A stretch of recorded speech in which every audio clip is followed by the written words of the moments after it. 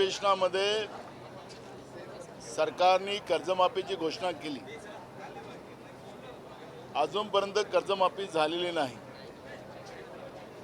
त्याचप्रमाणे महाराष्ट्रामध्ये पूर्ण जून महिना ओलांडला, पाऊस पडलेला नाही, शेतकरी चिंतातूर आहे, पिण्याचं पाणी नाही, जनावरांना चारा नाही, अशी भयावह परिस्थिती महाराष्ट्रात निर्माण झालेली आहे।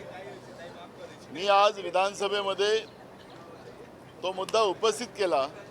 स्वतः मुख्यमंत्र्यांनी बजेट अधिवेशनामध्ये सांगितलं की अल्निनोचा यावेळेस परिणाम आपल्या महाराष्ट्रावर होणार, दुष्काळाची परिस्थिती निर्माण होणार, हे भाकीत मुख्यमंत्र्यांनी स्वतः केलेलं होतं।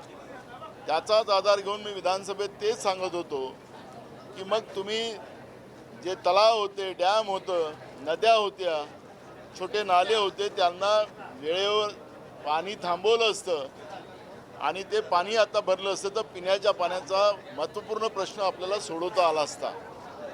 पण सरकार आमदार तोडायला लागलेत, खासदार तोडायला लागलेत, भ्रष्टाचार करायला लागलं। 55% कमिशनमध्ये हे सरकार गेलेलं आहे आणि अशा या परिस्थितीमध्ये महाराष्ट्रातली जनता आणि शेतकरी हे दोघंही अडचणीत आलेले आहेत। म्हणजे मी त्या दिवशी म्हणालो की जेव्हा देवाभाऊच्या हातात होतं, देवाभाऊनी हे सगळं पाणी थांबवण्याची वेळ होती, तर देवाभाऊनी ती संधी गमावली, आता देवाच्याच हातात गेलेलं आहे।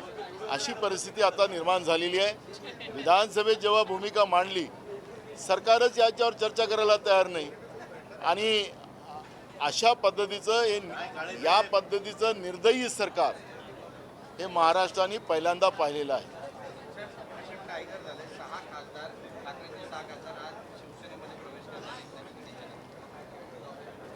काल स्वतः मुख्यमंत्र्यांनी या विषयावर सांगितलं की ऑपरेशन टायगर आमचं सक्सेस झालं। मला असं वाटतं की शाहू फुले आंबेडकरांच्या महाराष्ट्रामध्ये लोकशाहीची हत्या करायची आणि त्याचं समर्थन करायचं हे महाराष्ट्राचं दुर्दैव आहे। आज त्याला समजतात की आम्ही सक्सेस झालो, आता पुन्हा आमदार तोडू, महानगरपालिकेचे सदस्य तोडू। या सध्या सत्तेचा जो हाव यांना जे निर्माण झालेली आहे आणि लोकशाहीचा खून करण्याची जी सवय या लोकांना पडलेली आहे, त्याचे परिणाम यांना भोगावं लागणार आहे। आपण पाहिलं या महायुतीमध्ये आजच निकाल जे आलेत विधान परिषदेचे, त्या विधान परिषदेमध्ये नाशिकच्या जागेमध्ये शिंदेच्या सेनेला बीजेपीनं मागून खंजीर खुपसलं। 2029 पर्यंत भाजपचं जो अलायन्स आता महाराष्ट्रामध्ये आपल्याला पाहायला मिळते, ज्याला महायुती आपण म्हणता, यांची हालत हे किती खराब करतील त्याचा अंदाज आपल्याला पाहायला मिळणार आहे।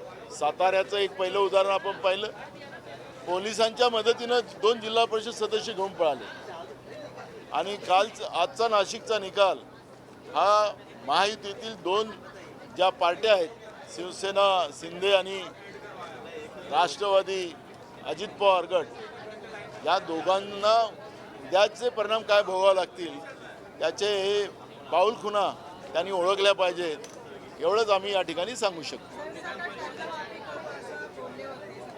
हे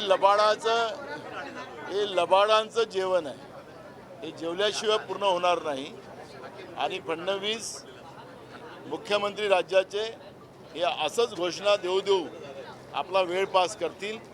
ज्या सरकारजवळ ठेकेदारांचे 90,000 कोटी रुपये द्यायला पैसे नाहीत, नळ योजनेचे ज्याची घोषणा केली होती नरेंद्र मोदी देशाचे प्रधानमंत्र्यांनी की हर घर में नल, नल में जल, ते नळ तर पोचलाच नाही, जल पण पोचलाच नाही, पण तो ठेकेदाराचे पैसे आहेत हे सुद्धा देऊ शकले नाहीत। आणि म्हणून या सरकारचं शेतकऱ्यांना दिलेलं आश्वासन हे केव्हा पूर्ण होईल हे आता सांगता येत नाही।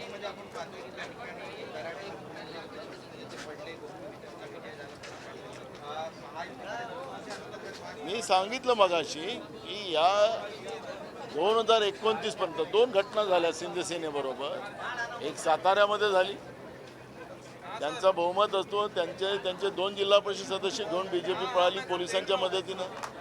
हे तर महाराष्ट्राच्या इतिहासातली पहिली घटना अशी. पोलिसांच्या मदतीनं आपण सदस्यांना त्या सभागृहात पाठवतो, पण इथं सभागृहातूनच 2 सदस्य घेऊन पोलीस पळाले.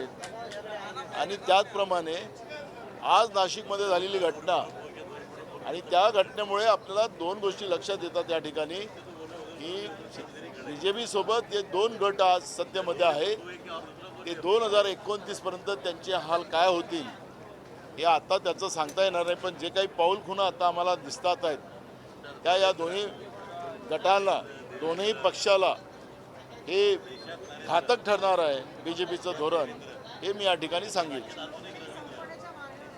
संपवलीच, राहिली कुठं?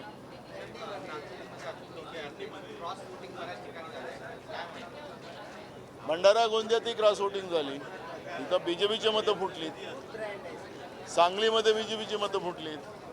त्यामुळे हे जे काही आहे, हे जे काही पेरलेलं आहे BJPनं महाराष्ट्रामध्ये, ते आता त्यांच्याच अंगावर येण्याची सुरुवात झालेली आहे. थँक्यू.